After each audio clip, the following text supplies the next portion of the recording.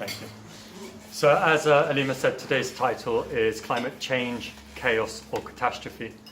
Now it might seem like a semantic point, but what it's really trying to get at, as Alima said, was how do we frame the issue of climate change? And how we frame issues is extremely important. With a complex issue like climate change, we need to consider what points we want to highlight in order to shape people's understanding of the problem and, of course, of the potential solutions. How we frame the issue is going to define how people react to it.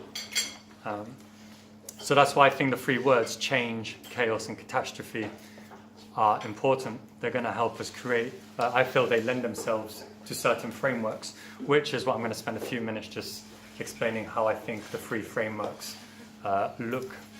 And then we'll throw it out to everybody to have a discussion as to how you all think we should be framing this issue. So for me, climate change, talking about change, is quite a neutral framework.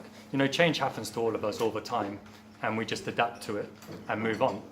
And that word change focuses, in my opinion, a lot on the science and the symptoms of climate change, rather than the impact it will have on us.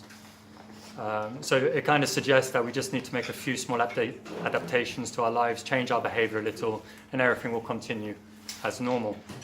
It also creates this sense that other people are dealing with it. So for me, when we talk about climate change, it doesn't really create a sense of urgency, and the impact feels insignificant. By contrast, climate chaos is a lot more alarmist in its tone, and it shifts the focus of the conversation from the science necessarily onto the impact, the political impact, the social impact, the economic impact. And chaos means disorder.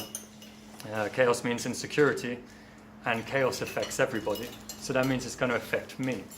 And that's important, that when you're trying to mobilize people to act, they need to know it's going to affect them. We're not all altruistic at heart. But what I like about talking about climate chaos as well is it does suggest that we can prepare, because you can avert chaos.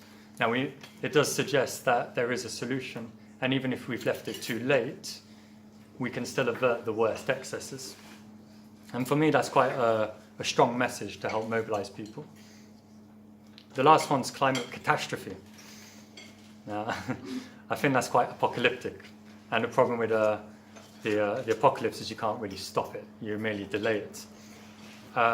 So for me, I find that's quite a dangerous framework. And I'm sure a lot of you have been down this avenue of thought. I know I just spoke to Jenny there, and she's admitted the same. But when you think about it that way, the only conclusion to draw is why do anything? I'm going to do the R-rated version, but we're buggered. Why do anything? Yeah.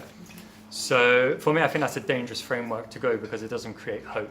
So if we're talking about a catastrophe, it can just paralyze us. So moving forward, I think we need to be careful about how we frame the conversations about climate change. I think this summer we all saw a notable shift in the media and how it reports on climate change. I don't know if anyone saw The Guardian this weekend. They had an article titled, "This is how the world ends." And it was talking about hurricanes and their growing severity and intensity.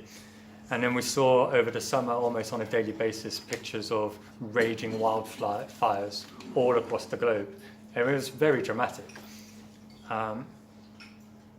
I think what we're seeing in England at the moment is that this summer changed something. People can't deny the effects of climate change anymore. I think it was very obvious to most people now that something's happening.